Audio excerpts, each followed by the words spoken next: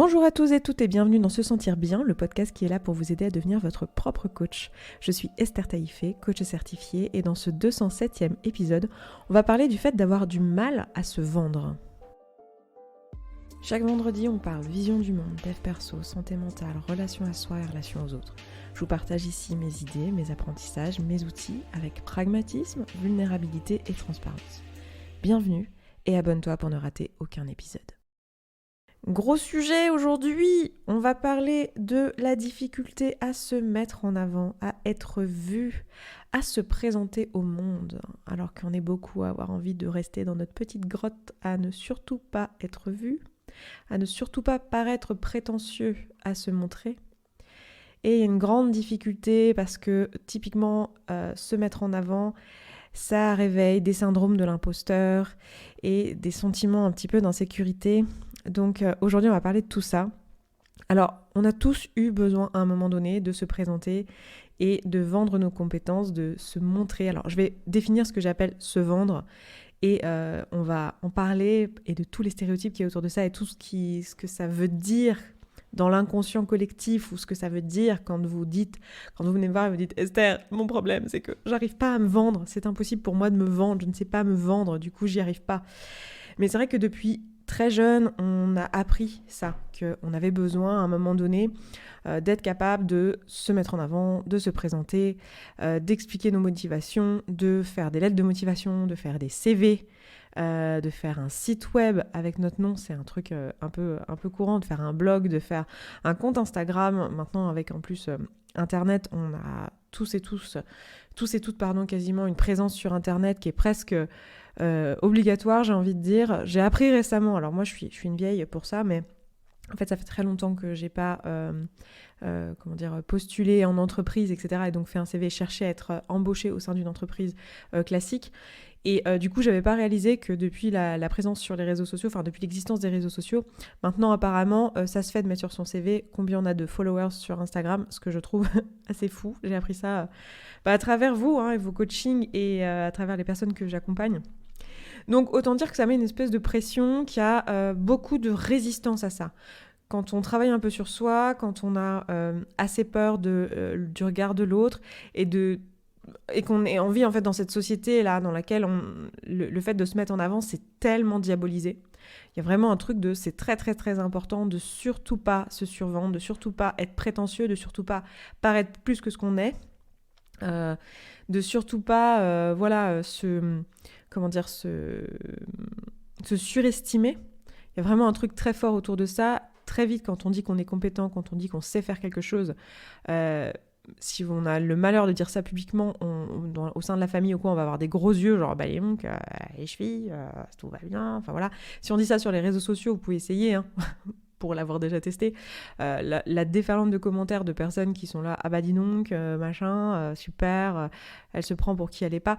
Et c'est hyper intéressant à observer en fait, parce que il y a vraiment une diabolisation du fait de se mettre en avant, et en même temps c'est hyper contre-intuitif et complètement, en dissonance cognitive globale dans ce monde, puisque en fait on nous le demande constamment. On nous demande constamment, enfin, vous voulez un appart, on va vous demander de vous vendre, en fait. On va vous demander de faire un dossier dans lequel vous allez mettre vos fiches de paye, une note de votre précédent propriétaire, si vous êtes en recherche d'appartement en location, je parle. Vos feuilles de paye, vos feuilles d'impôt, vos machins. Enfin bref, faut bien présenter. Faut aller à la visite et avoir l'air propre sur soi et se vendre en fait. Se vendre par son attitude, se vendre par la façon dont on parle, se vendre par la présentation du dossier qu'on a donné. Et en fait, on nous apprend à faire ça tout le temps. Quand on cherche un emploi, quand on cherche un stage, même on est étudiant, on est même en stage de 3e. Moi, j'avais fait ça avec mes élèves à l'époque où j'étais prof. On les aidait à faire un dossier pour demander un stage de 3e et on leur apprend déjà à se vendre. Faire une petite lettre, une lettre de motivation, expliquer pourquoi est-ce qu'ils ont ce projet, comment ça fait sens et pourquoi eux, ils sont la bonne personne et gna gna gna gna gna. Là, je suis actuellement en train de reprendre un cycle universitaire à la rentrée en septembre. A priori, si tout va bien, si je suis prise dans une des formations auxquelles j'ai postulé, parce qu'à ce moment, au moment où je parle, je ne le sais pas, mais j'ai prévu de reprendre une licence de psycho ou une licence de philo, et donc de retourner à l'université. Et donc j'ai rempli Parcoursup, et ça m'a rappelé, ça m'a remis face à cette violence, en fait, de devoir finalement remplir un cadre, alors que toute la société, enfin toute la culture à laquelle on est soumis par ailleurs, nous dit que c'est mal de faire ça. Et là, pourtant, on nous demande de nous mettre en avant, d'expliquer ce qu'on va apporter, pourquoi ça fait sens, pourquoi est-ce qu'on est la bonne personne pour cette formation, pourquoi est-ce que ça fait sens dans notre projet professionnel, dans notre projet de poursuite d'études, etc. Quand vous faites un CV pour aller dans une entreprise, pour postuler à un job, c'est exactement la même chose. On va vous demander de présenter un document concis, etc., qui va mettre en avant et qui va vendre finalement vos compétences à l'entreprise dans laquelle vous postulez. Pareil pour votre lettre de motivation, ça va être la même chose. Voilà, il va falloir mettre en avant votre parcours, la pertinence de votre candidature et... tout est comme ça. Sur les réseaux sociaux, c'est la même chose. Si vous avez une présence sur Internet, quelle qu'en soit la raison, peut-être que vous avez une entreprise, peut-être que vous êtes auto-entrepreneur ou à votre compte ou praticien. Je sais qu'il y en a beaucoup qui me suivent, qui sont coachs, qui sont thérapeutes, qui sont hypnothérapeutes, qui sont tous ces métiers-là d'accompagnement. Et très souvent, vous avez une présence sur Internet et il y a tout ce truc de « Ok, comment je vais me présenter sur mon Instagram, comment je vais me présenter sur mon site web ?» Il y a toujours ce truc de qu'est-ce que je vais renvoyer, qu'est-ce que je vais représenter, comment je me vends, comment je me présente au monde. Et on a vraiment beaucoup de réticence à faire ça. C'est très dur pour la plupart d'entre nous parce qu'on a associé le fait de se vendre. Alors déjà, on n'est pas tous d'accord sur ce qu'on veut dire par se vendre, mais en tout cas, on l'a associé à tout un tas de mots à connotation négative. Donc se vendre, c'est arnaquer les gens. Se vendre, c'est... être prétentieux, se vendre, c'est une forme de mensonge. Et très souvent, le simple geste de faire un CV réveille par mal d'entre vous un syndrome de l'imposteur. Ce qui est quand même assez intéressant en fait à observer et à creuser un petit peu. Donc déjà, qu'est-ce qu'on veut dire par se vendre ? Qu'est-ce que ça veut dire ? Qu'est-ce que c'est la vente en fait ? Qu'est-ce que c'est la vente ? Parce que derrière tout ça, il y a vraiment ce truc de vendre, c'est mal. Hein. On est dans un pays, dans une culture où vendre c'est mal et pourtant on est capitaliste. Donc c'est hyper intéressant. Forcément on est tous en dissonance là. Les gars, on a un problème, non ? Je sais pas, il y a que moi qui le vois. Non, je pense pas qu'il y ait que moi. Non, je sais qu'il y a pas que moi qui le vois, mais genre est-ce que c'est pas, n'empêche, hyper absurde ? On est dans un monde capitaliste, donc qui cherche absolument à faire du profit. Donc le mode de fonctionnement et la raison pour laquelle ça marche, c'est si on est tous d'accord que faire plus d'argent c'est mieux. Si on n'est pas d'accord avec ça, le système s'effondre. Donc c'est ça le principe, d'accord ? Donc c'est vendre davantage pour faire plus de profit. C'est à but lucratif, c'est ça le principe du capitalisme. Et pour autant, vendre c'est mal. Oupsie, on a un petit problème les amis. Finalement, qu'est-ce que c'est que vendre ? Vendre c'est quoi ? C'est donner à quelqu'un quelque chose dont il a besoin contre de l'argent. D'accord ? Donner à quelqu'un quelque chose dont il a besoin contre de l'argent. A priori, sur le papier, il n'y a rien de terrible là-dedans. Ça s'appelle une transaction, c'est pratique, tu as besoin de ce truc, moi je l'ai, tu me donnes de l'argent en contrepartie, comme ça moi avec cet argent, eh bien je vais acheter quelque chose dont j'ai besoin et que je n'ai pas. Voilà, mais même moi j'avais ce truc, voilà. C'est juste un moyen de faire un échange de choses. À la base, c'est pas idiot, vous voyez ? Mais le fait de vendre, finalement, c'est quoi ? Ça va être se rendre compte, du coup, tout ce qu'on diabolise en fait derrière la vente, c'est tout le marketing qu'il y a derrière. Le mot marketing, même le simple fait, je suis sûre qu'il y en a, rien que de m'entendre dire ce mot, ils ont les poils qui s'hérissent sur les bras. Franchement, venez me le dire si c'est le cas. Venez me faire un petit coucou sur Insta ou même en commentaire de cet épisode. Vous savez que si vous voulez voir les épisodes ou si vous voulez commenter ou voir les retranscriptions, alors là je suis très en retard sur les retranscriptions, on va dire que pour les quasi 200 premiers épisodes vous avez les retranscriptions disponibles, vous pouvez aller sur sesentirbien.coach/podcast/ le numéro de l'épisode, donc ici ça va être /207. Venez me voir si vous avez eu les poils qui s'hérissent rien qu'au fait d'avoir entendu le mot marketing, parce que je sais qu'il y a beaucoup de gens qui sont allergiques à ça. Pourquoi ? En fait, le marketing, c'est quoi ? C'est juste l'art de montrer à quelqu'un qu'on a la solution à un problème qu'il a. Donc, c'est lui parler, en fait. C'est faire le lien. C'est le lien entre la personne qui a un problème et qui est tout seul dans son coin et qui ne sait pas le résoudre, et la personne qui a la solution à un problème et qui ne trouve pas les gens qui ont le problème en question. Et donc le marketing, c'est quoi ? C'est juste le lien entre ces deux personnes-là. Donc ça va être tous les processus qui vont permettre de dire, voilà, j'ai observé qu'il y a des gens où toi, peut-être, tu as ce problème, et bien moi, j'ai cette solution à ce problème. Est-ce que tu veux l'acheter ? Voilà, c'est ça le marketing. Alors, à la base, le principe même, il est utile et il n'y a aucun souci. La raison pour laquelle on a quelque chose de négatif autour du mot marketing, c'est parce qu'on l'associe en fait à du mensonge, à de la manipulation. Et c'est pas vrai qu'en soi, le marketing est de la manipulation ou du mensonge. C'est juste que quand on étudie le marketing, on étudie du coup l'humain et comment il fonctionne et qu'est-ce qui fait qu'il se rend compte qu'il a tel problème et qu'est-ce qui fait qu'il a envie de le résoudre. Et donc on va pouvoir effectivement, avec ces outils puissants de marketing, faire de la manipulation. Et c'est l'une des dérives très courantes de l'usage du marketing. C'est qu'en fait, ça devient, finalement, on se retrouve à créer des problèmes chez les gens qu'ils n'avaient pas. Genre, on leur crée des problèmes pour pouvoir leur vendre des solutions. Voilà. Et c'est là qu'on a un petit truc à l'intérieur de notre bide qui fait il y a un truc qui n'est pas très juste là-dedans. Il y a un truc qui fait qui sonne faux, qui sonne pas très honnête. Mais là, quand on parle de faire un CV ou quand on parle de faire sa page Insta parce que, je sais pas, on est psychologue et qu'on a envie de faire de la vulgarisation en pleine période de pandémie mondiale et qu'on se dit qu'on a des outils à transmettre, l'idée, c'est pas de créer des problèmes chez les gens. On n'est pas en train de vendre des trucs à des gens qui n'en ont pas besoin. Et on n'est pas en train de vendre des trucs pour lesquels on n'a pas les compétences, on n'est pas en train de mentir, on n'est pas en train de manipuler, on est juste en train de faire du marketing sain, c'est-à-dire de aller à la rencontre de gens qui ont un problème pour lequel nous, on a une solution à proposer. Donc c'est super intéressant déjà de comprendre d'où vient cette espèce de comment dire, de rebut viscéral, enfin j'ai pas le mot, je sais pas comment on dit exactement, mais c'est cette espèce de sentiment genre de dégoût par rapport à tout ce qui touche la vente et le marketing. Il y a un truc derrière on en voit les dérives et on voit la manipulation et encore une fois, là c'est en supposant qu'on décide que la manipulation c'est mal. Là, bon, je vais peut-être un peu trop lent pour beaucoup de personnes ici, mais ça reste dans un paradigme où en fait la binarité existe, c'est-à-dire qu'on décide quand même dans notre moralité tous ensemble que le bien et le mal ça existe et que manipuler les gens c'est mal. Là encore, ça serait même discutable en réalité. Parce que d'ailleurs, il y a des personnes dans l'univers du marketing qui vont le discuter, qui vont dire « Ouais, mais si c'est pour résoudre des problèmes de gens, qu'on les manipule pour qu'ils se rendent compte qu'ils ont un problème alors qu'ils n'en avaient pas conscience, et ben finalement, c'est pas plus mal parce que eux, ça leur résout un problème et ça va leur faire du bien. » Et donc, après, c'est comme ça qu'on obtient des dictatures, etc. Donc, voilà, voyons voir, à vous de décider finalement ce que vous voulez penser de ça, mais c'est quand même intéressant de voir que tout ça est aussi quelque chose qu'on peut discuter. On peut discuter il y a une moralité derrière, en fait, c'est ça que je veux dire. C'est que dans le choix de décider que c'est pas bien de manipuler les gens, c'est un choix moral. C'est un choix moral peut-être avec lequel vous êtes d'accord, mais c'est intéressant de pointer du doigt que c'est un choix moral, ce n'est pas une vérité absolue. Voilà. Bon, je pense que si vous écoutez ce podcast, vous avez accès à ça, et que...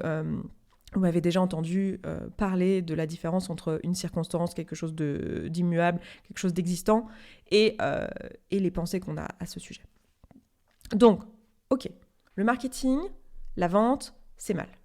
C'est mal parce qu'il peut y avoir de la manipulation et des abus, et c'est mal aussi parce qu'il y a de l'argent. Et l'argent, c'est du pouvoir. Le pouvoir, c'est mal. Parce que le pouvoir, c'est une façon d'exercer c'est la domination, en fait. C'est avec ça qu'on exerce de la domination, et la domination, c'est mal. Là, encore une fois, c'est une dérive, en fait, de l'usage de l'argent. D'accord ? C'est pas l'argent en elle-même, c'est une des dérives de l'usage. Comme le marketing n'est pas de la manipulation en elle-même et n'est pas mauvais. Encore une fois, il faudrait supposer que manipuler, c'est mal. Mais quand bien même, ce n'est pas le marketing en lui-même, là, c'est la même chose avec l'argent. C'est pas l'argent en lui-même qui est mal, mais c'est l'un des usages qui est d'exercer une domination sur le reste des personnes parce que ça donne du pouvoir.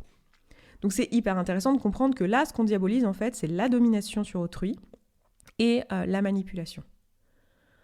Donc, une fois qu'on a ça et qu'on comprend que c'est ça la problématique qui fait qu'on a du mal à se vendre, parce qu'on a appris culturellement que dominer l'autre c'est mal, que le manipuler c'est mal. Bon, déjà on peut se poser la question, est-ce que moralement je suis d'accord avec ça ? Est-ce que je suis d'accord avec le fait que manipuler et dominer c'est mal ? Il y a de bonnes chances que ce soit oui, mais c'est pas grave que ça soit oui. Ça change pas le fait que je peux me vendre quand même, parce que je peux comprendre que en fait quand je me vends, à travers un CV, par exemple. Je vais garder l'exemple du CV parce que je le trouve très parlant et je pense qu'on a tous fait un CV ici, qui écoutons ce podcast, on a tous fait un CV dans notre vie, donc on comprend l'idée. On voit bien que là, l'idée, c'est pas de manipuler la personne, ni d'exercer une domination sur la personne. Quand on fait un CV, en fait, qu'est-ce qu'on fait ? On essaie juste de permettre à la personne en face de nous d'apprendre à nous connaître en quelques minutes. En fait, c'est ça qui est super intéressant. C'est que quand on fait, par exemple, un CV, mais ça va être la même chose quand on fait une page Instagram, un site internet, ou n'importe quoi, où on communique, en fait, et qu'on se met en avant, c'est quoi l'intention ? En fait, ça peut être intéressant de se poser cette question. Quelle est mon intention quand je fais mon compte Instagram ? Quelle est mon intention quand je fais mon CV ? Pourquoi je me mets en avant ? Est-ce que c'est pour manipuler, faire du mal, dominer, évincer le monde que je fais ça ? Est-ce que c'est ça mon idée, en fait ? Non, il y a de bonnes chances que non. Il y a de bonnes chances que non. Il y a de bonnes chances que ça soit, je cherche un emploi et faire un CV, déjà c'est le protocole. Enfin, c'est quelque chose qu'on attend de moi, donc je fais un CV. Et quel est le but de ce CV ? Il va arriver sur le bureau de mon employeur, mon futur employeur, et le but de ce CV, c'est de donner en une page, ou deux, si vous êtes un senior, mais on va dire en une page pour la plupart d'entre nous, une vue d'ensemble rapide sur qui vous êtes, professionnellement parlant. De la manière la plus objective et la plus claire qui soit. C'est tout. C'est une rencontre avec votre employeur, c'est tout. C'est intéressant, hein ? Comment en fait, en réalité, c'est juste ça, et que nous, on se raconte un truc c'est une espèce de truc de je me mets en avant, et je me montre. Oui, je me montre et je me mets en avant, mais c'est pas dans un truc un peu, c'est pas pour mentir ou me montrer plus que ce que je ne suis. Alors je sais qu'il y a des gens qui n'aiment pas cet exercice du CV, et c'est pour ça que je l'aime bien en exemple, parce qu'il est assez intéressant en fait. Un CV, c'est quand même un truc relativement factuel. En tout cas, le monde dans lequel on est aujourd'hui, autant la lettre de motivation va plus parler de nos émotions, de notre parcours, etc. Mais autant le CV, c'est quand même un truc qui se veut factuel. Quelles ont été mes études, quels ont été mes stages, quelles ont été mes expériences professionnelles, expliquer avec les mots techniques qui vont bien, voilà, et qui vont parler à la personne en face de manière très très claire, très concise, très factuelle. Et c'est très intéressant parce que ça vient confronter notre syndrome de l'imposteur d'une manière qui est juste brillante. Moi, j'adore cet exercice. Si vous avez un syndrome de l'imposteur, franchement, même si vous ne cherchez pas de boulot, faites un CV. C'est un super exercice de dev perso. Honnêtement. Parce que ça confronte à la réalité. C'est-à-dire que si votre syndrome d'imposteur vous dit « Non, mais moi, je suis nulle, je n'ai pas les compétences, je n'ai pas l'expérience, j'ai volé ma place, je suis une imposture. » Donc, je me place vraiment avec une estime basse de moi-même. Le CV, en fait, il vous confronte à la réalité de votre parcours. Et si vous avez un sentiment de mentir, en fait, sur votre CV, ça dit beaucoup, en fait, sur votre estime. Parce que ce n'est par principe, en fait, un CV, ce n'est pas le mensonge, c'est vraiment juste, par principe, factuellement ce que vous avez fait de votre vie professionnelle. C'est tout. C'est très factuel, hein. C'est pas trop négociable de est-ce que c'est vrai, est-ce que c'est pas vrai. Enfin, je veux dire, vous les avez fait ou pas, ces années de licence, bordel. Vous l'avez fait ou vous l'avez pas fait, ce stage ? Vous l'avez fait ou vous l'avez pas fait, ces 3, 5, 10 ans d'expérience dans tel domaine ? Je dirais, et à un moment donné, il faut arrêter, quoi. Vous l'avez fait, point. C'est pour ça que c'est sur le CV. Donc c'est super intéressant. Et là, vous allez me dire, je vous entends, mais parce qu'il y en a que j'ai eu en coaching, donc je vous entends au fond de la salle me dire « Oui, mais quand même, dans un CV, c'est un peu la norme d'embellir le truc et de choisir les bons mots qui vont bien. Pour faire genre que. » Ok. Bon, je vais vous donner un exemple. Vous le savez probablement, si vous me suivez depuis longtemps. Si vous ne me suivez pas depuis longtemps, peut-être que vous êtes passé à côté de cette info parce que ça date. Mais il y a quelques années en arrière, j'étais chercheuse en astrophysique. Donc j'ai fait des études scientifiques à la fac. J'ai fait une licence, un master, un doctorat en astro. Et après ça, je suis devenue, entre autres, j'ai eu plein de choses dans ma vie, mais je suis devenue développeuse web. Donc un jour, j'ai fait un CV pour rentrer dans une entreprise qui faisait du développement web. Le thème de ma thèse, c'était de la recherche sur la formation du système solaire, la formation des premiers solides dans le système solaire. J'ai travaillé là-dessus, et la façon dont j'ai travaillé là-dessus, c'est en développant des modèles numériques. Un modèle numérique que j'ai repris de quelqu'un et que j'ai étoffé, j'ai rajouté un module dedans, et voilà, j'ai fait tourner des gros codes en fait sur des gros calculateurs. Enfin voilà, très bien. Ça, c'était ma thèse. La question que je me suis posée, c'est vraiment la question de les premiers éléments qui ont permis de créer la Terre et donc la vie dans le système solaire. Question passionnante. Le moyen, ça a été par la simulation numérique. Quand je postule à un boulot qui est un boulot de développement web, je pense que le type qui va lire ça, il en a mais alors rien à faire de ma question philosophique de qu'est-ce qu'est la vie, est-ce qu'il y a de l'eau, est-ce qu'il n'y a pas de l'eau, est-ce que... Cette partie-là de ma thèse ne l'intéresse absolument pas dans ce que lui, il va vouloir voir. Je rappelle, il a genre 5 minutes pour regarder mon CV d'un premier coup d'œil et il veut juste savoir si, oui ou non, mon profil va l'intéresser. C'est beaucoup plus pertinent que je mette dans le titre, écoute, moi j'ai fait du développement en Fortran de code sur tel type de calculateur et donc j'ai telle compétence et j'ai fait ça pendant 3 ans durant ma thèse. Mais maintenant que je suis en train de postuler à des licences de philosophie, est-ce que c'est pas un peu plus pertinent de décrire ma thèse comme un travail de réflexion et de recherche sur ce qu'est la vie dans le système solaire et donc quels sont les premiers éléments et les premiers solides et les premiers éléments chimiques qui ont constitué la vie qui se sont créés dans le système solaire en zone habitable, blablabla, blablabla. Est-ce que c'est pas un peu plus pertinent de dire ça à quelqu'un qui va s'intéresser de savoir si mon parcours est pertinent ou si ça peut l'intéresser de parler avec moi dans un cadre d'un parcours en philosophie. Il s'en fout de savoir que j'ai fait du Fortran et que je sais me servir d'un supercalculateur. On est bien d'accord.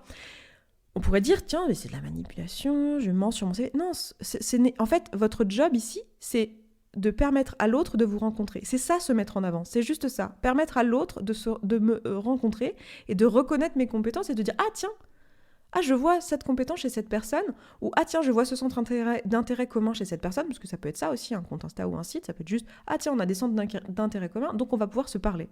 En fait, c'est juste se mettre à la place de l'autre et lui mâcher le travail pour qu'il nous rencontre plus facilement. C'est ça, se mettre en avant, en fait. C'est juste se mettre à la hauteur de la personne qui est en face de nous, pour lui permettre de nous rencontrer. Alors des fois, on a envie de se mettre en avant auprès de certaines personnes, donc on va se présenter d'une certaine manière parce que c'est ça qui nous parle le plus, parce que c'est ces personnes-là qu'on a envie de rencontrer. Et voilà, moi je pourrais me présenter sur les réseaux sociaux comme une scientifique qui fait plein de sciences, etc., qui a fait plein de sciences, mais ça m'intéresse pas parce que c'est pas ce que j'ai envie de créer dans ce monde aujourd'hui, c'est pas les discussions que j'ai envie d'avoir en ce moment, c'est pas ça qui m'intéresse le plus, donc c'est pas comme ça que je me présente. Est-ce que c'est du mensonge ? Non. Vous voyez, c'est hyper intéressant de se confronter à ça. Donc posez-vous la question, si vous avez peur de vous mettre en avant, de quoi vous avez peur exactement, en fait ? Qu'est-ce que vous vous racontez comme histoire quand je me dis j'ai peur de me mettre en avant, j'ai peur de me vendre ? Alors, il y en a beaucoup qui me disent ouais, mais moi ce que je voudrais, tu vois, c'est qu'à un moment donné, si tu as besoin de te vendre, c'est que tu dois pas être très compétent. Parce qu'à un moment donné, ça se voit quelqu'un qui est compétent. Moi, j'aimerais bien qu'on reconnaisse ma compétence sans que j'ai besoin de dire « Ah là là, moi j'ai fait ci, j'ai fait là ». Oui, c'est sympa. Mais ça, c'est un truc de l'ego un peu quand même. Genre, on aimerait que les gens reconnaissent notre valeur sans que nous, on fasse aucun effort. Mais ils ont autre chose à foutre, les gens. Je suis un peu provocatrice aujourd'hui. Mais ça me fait sourire ce sujet. Non, mais j'aime beaucoup parce que je trouve que c'est... comme d'habitude, je pense que vous le savez, mais comme d'habitude, quand je rigole des sujets comme ça, c'est pas du tout du jugement, quoi. Bien au contraire, je suis passée par là, je suis la première à ressentir ce genre de truc. Et même là, je fais la maline, mais bien sûr que quand je fais un CV, j'ai aussi ces pensées-là qui me traversent et que je dois travailler dessus, et que parce que je suis dans la même culture que vous.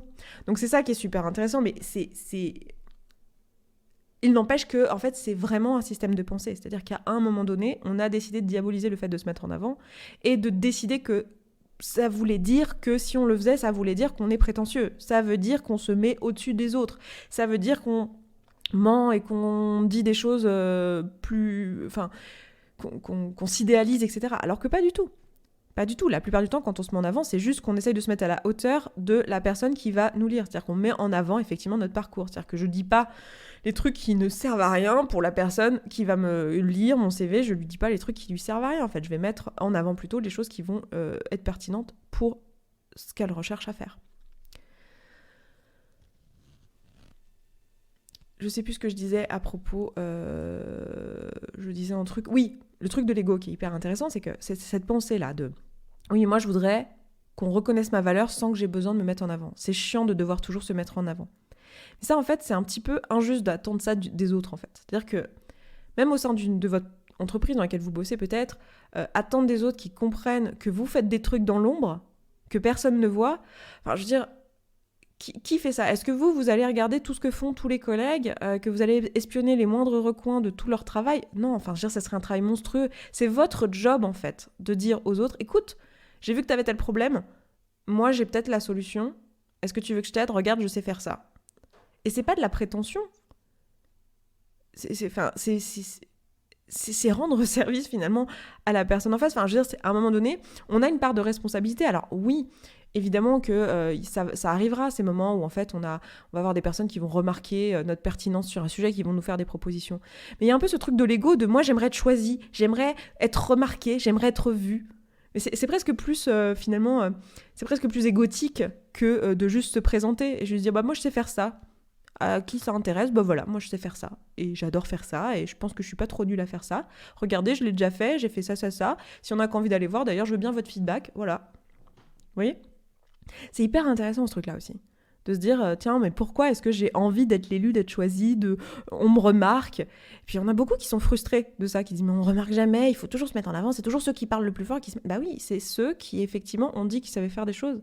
Bah parce que, ça serait un travail monstrueux pour les autres, d'aller chercher ce que vous faites et de s'intéresser à vous, en fait. C'est votre boulot, finalement. Vous êtes responsable de votre parcours. C'est votre boulot, quelque part, de dire, bah voilà, moi j'ai ça à proposer.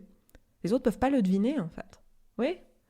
Et c'est marrant parce que cette notion-là d'avoir envie d'être remarqué sans faire le moindre effort, c'est un truc aussi qu'on peut avoir dans d'autres domaines de vie. Là, c'est vrai qu'on parle du fait de se vendre, et j'ai plus parlé du côté professionnel, d'ailleurs. Mais on a ça aussi au sein de la relation, au sein du couple. J'aimerais que l'autre découvre mes besoins tout seul, sans jamais que j'ai à lui dire, etc. etc. C'est pareil ce truc. Mais en fait, on est responsable finalement de sa propre existence, dans une certaine mesure. On est responsable en tout cas d'une partie de ça et de dire « Ah bah voilà, moi j'ai tel besoin. » On est responsable finalement de sa présence en fait dans ce monde. J'ai tel besoin, j'ai telle compétence, j'ai telle chose à apporter, j'ai tel centre d'intérêt, Voilà, on est responsable de sa propre voix. Les autres ne sont pas... Alors, les autres ont une part de responsabilité dans nous laisser la place pour exprimer notre voix, mais on est quand même responsable de si on la porte ou non. Je pense que je vais finir là-dessus. Vous êtes responsable de la voix que vous avez envie de porter, et j'ai envie de vous encourager dans ce podcast à prendre votre voix, parce qu'en fait, c'est ce que vous devez à vous-même. Il n'y a rien de... Et on n'écrase personne quand on fait ça, on manipule personne quand on fait ça, Enfin, posez-vous, et si vous avez un doute là-dessus, franchement, demandez-vous vos intentions. Pourquoi est-ce que je porte ma voix ici ? Pourquoi je me vends ici ? Pourquoi je me mets en avant ? Quelle est mon intention ? Est-ce que je suis d'accord avec mon intention ? Est-ce que ça marche avec mes raisons ? Est-ce que ça marche avec mes valeurs ? Et voilà. Donc voilà pour cet épisode pour aujourd'hui. Je vais m'arrêter là pour aujourd'hui. Je vous souhaite une excellente fin de vendredi, un excellent week-end, et je vous dis à vendredi prochain. Ciao, ciao. Merci d'avoir écouté cet épisode jusqu'au bout. Je suis vraiment ravie qu'il t'ait plu. Si tu vois que ce que je partage ici te parle et que ma façon de voir le coaching et l'accompagnement de manière générale te correspond et que concrètement tu aurais bien besoin d'un petit coup de pouce, voire d'un gros coup de pied aux fesses professionnelles, alors n'hésite pas à nous rejoindre dans la communauté. Tout se passe là-bas. Tu vas pouvoir échanger avec les autres auditeurs et auditrices de ce podcast qui rencontrent globalement les mêmes questionnements que toi. Tu vas pouvoir poser tes questions à des coachs et être coaché si tu le souhaites. C'est simple, c'est un abonnement mensuel sans engagement dans lequel tu vas pouvoir avancer à ton rythme, sans pression, avec ou sans coaching individuel. Rendez-vous sur sesentirbien.coach/communauté sans accent. À tout de suite.